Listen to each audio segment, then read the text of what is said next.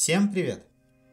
Недавно вышло обновление Рассвет Авалона, и для многих игроков главным нововведением стало появление проклятых подземелий, которые позволяют соло-игрокам поучаствовать в шестном PvP 1 на 1. Наградой за убийство мобов в данже и за победу над противниками служат очки бесчестия, количество которых служит для формирования рейтинга. Каких-либо наград за эти очки на данный момент не предусмотрено. Я предполагаю, что разработчики могут ввести магазин, где за эти очки будут продаваться внешки и декор. Но если это и произойдет, то не очень скоро. Перейдем, собственно, к данжам. Входы в них разбросаны по локациям. Появляются так же, как и входы в обычные соло-данжи и на тех же местах. Перед входом вам дают возможность выбрать сложность. Первая – охотник, где простые мобы и в случае поражения в PvP вас просто выкидывают из данжа. Вторая – следопыт, с неприятными мобами 6 тира и потерей шмота в PvP. И третий уровень сложности убийца, с более сложными мобами 8 тира и также потерей шмота. Но выбор этой сложности возможен при наличии 50 тысяч очков бесчестия. Я для ознакомления бегал на втором уровне сложности. При входе в данж вам открывается табличка с вашими целями и возможностями. Если в двух словах, то вам нужно убивать мобов и мини-боссов. Таким образом накопить 500 очков бесчестия, чтобы появился финальный босс. Убив его, вы получите награду и выбор продолжить игру в следующем данже или вернуться в локацию в открытом мире. Также вы можете активировать демоническое святилище.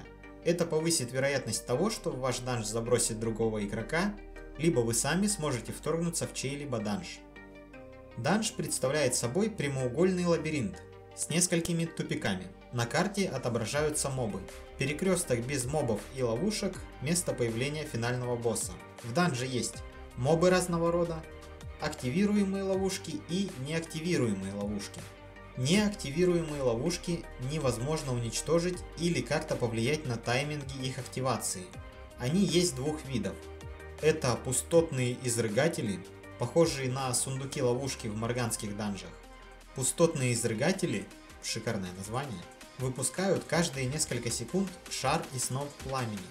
Пламя поджигает вас и наносит несильный урон, в моем случае 97 единиц. Шар, он же завихрение магмы, наносит ощутимый урон, по мне он был на 437, и откидывает на несколько метров, причем часто пустотные изрыгатели расположены так, что, попав на один колобок, вы вылетаете в другой, получая таким образом больше 1000 урона. Второй вид ловушек – пылающий разлом, являются копией ловушек в данжах хранителей. Они вращаются и периодически активируют на довольно длительный срок 3 луча, двигающихся в направлении вращения ловушки. Попадая в этот луч, вы получаете замедление и довольно сильный периодический урон. В моем случае 268 единиц за тик. Нередко ловушки скомбинированы между собой интересными способами. Активируемые ловушки оформлены в виде демонической фауны, а именно разного рода мефитов и раздувшихся обжор. Последние выглядят как жабы из магмы и сидят у стен коридоров и на углах перекрестков. Активируются, как и мефиты, при получении урона. При активации обжоры создают широкую полосу какой-то грязи, дающей дебаф на скорость передвижения. Для всех, кто попал в полосу грязи, дебаф действует и на мобов. Урона они не наносят. А вот некоторые из трех видов мефитов урон наносят. Например, взрывной мефит наносит слабый урон по области, при этом довольно далеко откидывая всех, кто попал в область взрыва. В том числе он дамажит и откидывает мобов. Второй вид мефитов – это магические мефиты. При активации они создают облако, в котором невозможно применять заклинания, на довольно большой площади. Мобы, попавшие в облако, погружаются в сон, который снимается, если их атаковать. И третий вид – магмовый мефит. При активации на его месте образуется средних размеров лужа магмы, которая наносит ощутимый урон 2 раза в секунду. По мне прилетало 172 урона. Очень часто все виды ловушек расположены рядом и позволяют убить противника, практически не нанося ему урона. Кстати, станы и заморозки действуют на активируемые ловушки, и они активируются после окончания действия этих эффектов. Также со временем активируемые ловушки ресаются. Рассмотрим, какие мобы нас ждут в данже. Начнем с самого слабого. Озлобленный чертенок. Имеет всего 228 здоровья, убивается с одного скилла. Имеет очень слабую на 25 урона, но дающую 20% замедление на 1,7 секунды автоатаку. И один скилл. Чертенок выпускает огненный шар, летящий по прямой траектории. Наносит 104 урона при попадании и накладывает слабое горение на 5 секунд. После смерти взрывается, нанося почти 600 урона. За его убийство вы получаете 5 очков бесчестия. Адское чудовище. Медленный моб с 1000 хп. Имеет два скилла. Первый – магма. Моб кидает шарик магмы, который наносит 40 урона и создает небольшую горящую область под вами.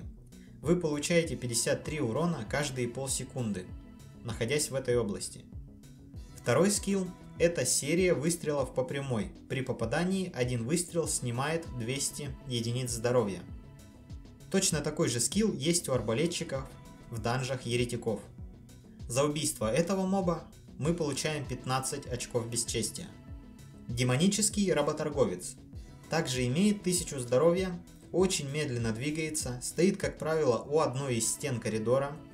Из-за небольшого агро радиуса его можно легко скипнуть.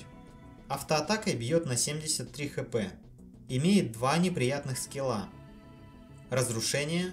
Сильная атака по области при попадании снимает 658 хп. И подчинение. Наносит 100 урона, притягивает к мобу и накладывает руты на очень короткий срок. В целом, моб очень похож на Скорпиона из данжей нежити. Дает 15 очков. Демонический волшебник. Наверное, имеет смысл отнести его к усиленным мобам, так как встречаются они довольно редко и, как правило, в угловых комнатах. Плюс имеют 1600 здоровья. Автоатаками не бьет, имеет 3 скилла. Метеор. Моб кидает огненный шарик, который дамажит в небольшой области. От него легко уклониться, но при попадании наносит 266 урона. Огненная буря. Куча небольших взрывов на большой площади на протяжении нескольких секунд. При попадании в один из взрывов получаете 367 урона. Пепелище – это дот от моба, снимает по 40 хп 5 раз. С моба падает 25 очков. Кроме рядовых созданий преисподней, в данжах обитают подвергшиеся демоническому влиянию еретики. Скверни подверглись маги, воры и крушители. Вор имеет 1242 здоровья, бьет с руки на 92, использует скилл веер ножей, который наносит 75 урона и дает дебаф на защиту 13% от игроков, 20% от мобов. Второе умение травма, наносит 83 урона и замедляет на несколько секунд. Если вы попытаетесь разорвать дистанцию, моб может применить мерцающий кинжал. Он наносит 36 урона и перемещает вора вам за спину. В общем-то, это не станущий аналог теневого края в кинжальной ветке. Убийство вора дает 15 очков. Маг еретиков имеет 835 здоровья. Автоатакой бьет на 19 единиц, использует скилл взрыв на 357 урона, а также призывает огненного духа Игнис. Если к нему приблизиться, дух выпускает огненную нить, которая наносит по 57 урона каждые полсекунды. Если встать прямо в Игнис, то к этому урону добавляется еще 83 за каждую секунду. Убийство мага также дает 15 очков. Крушителей можно отнести к усиленным мобам. 1800 здоровья и очень неприятные умения делают их неудобными противниками. С руки крушитель бьет на 84, применяет умение «Расколотая земля», которое наносит 384 урона и дает дебаф на скорость передвижения. И еще какой-то дебаф, что он делает, пока не описано. Второе умение «Неистовый порыв» наносит 70 урона и накладывает кровотечение по 26 урона каждые полсекунды в течение 4 секунд. И третье умение «Тряска». обрушивает множество камней на область вокруг. При попадании камень наносит 592 урона и замедляет. За убийство этого моба вы получите 25 очков. Кроме мобов, в данжах есть мини-боссы. Первый – это Повелитель Демонов с 6500 здоровья.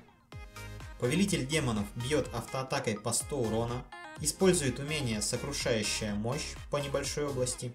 При попадании снимает 440 хп. Кастует поддерживаемое умение «Проклятый ритуал». Каждое касание точки этого скилла дамажит на 34 единицы и настакивает на вас снижение защиты от атак мобов на 9%. На второй фазе босс начинает использовать АОЕ скилл, который наносит 400 урона и периодически накладывает на себя бабл. За убийство босса вы получите 100 очков бесчестия. Мини-босс второго вида – это Адский ужас, также с 6500 здоровья. Кидается огненными шарами по 100 урона. Кидает под ноги жидкий огонь на небольшую площадь, который наносит 300 урона в секунду за 3 тика. Пускает 3 огненных струи перед собой, наносящих по 185 тикающего урона, если находишься в них. На второй фазе начинает использовать скилл, пускающий волну магмы от себя. Волна отбрасывает и наносит 670 урона. И накладывает горение по 168 урона за тик. За убийство дает 100 очков. После того, как вы набрали 500 очков убийством мобов, появляется финальный босс, и к вам не сможет вторгнуться противник. Демонический чернокнижник имеет 10500 здоровья. На первой фазе он кидает метеоры по области, наносящие 183 урона. Создает средних размеров область с замедлением и последующим взрывом на 733 урона. Направляет нить огня, наносящего 77 урона за тик. Действует 6 тиков. Все эти скиллы тратят ману босса, поэтому он периодически ее регенит. Это отличный момент сдать в него максимальный урон. На второй фазе чернокнижник начинает использовать шикарно анимированное умение, которое при попадании наносит 430 урона. Затем использует огненную бурю, урон от одного взрыва 367 единиц. Также босс блинкуется, и вместе его появления можно получить 519 урона. За убийство босса вы получаете 250 очков бесчестия и можете выбрать отправиться в следующий данж или вернуться на поверхность. Все цифры, которые я привел в данном описании, соответствуют моему билду и мобам 6 тира. Как видим, разработчики создали данж с весьма интересными механиками и возможностями. Грамотное использование мобов и ловушек даст вам огромное преимущество над противниками. Насчет билдов могу посоветовать пользоваться рейтингом и смотреть киллы и смерти игроков на первых позициях рейтинга. Ну и конечно же видео с YouTube также могут помочь в составлении билда мечты. Но сразу скажу, что есть оружие, с которым будет довольно сложно убивать мобов и финального босса, особенно первые разы. Также есть один момент, который меня как криворукого PvP-шера не устраивает. Это порезка IP при входе в данж.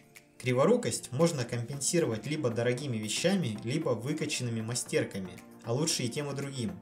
Но когда твои усилия по прокачке практически нивелируются искусственным снижением совокупной мощности предметов, остается покупать дорогие вещи.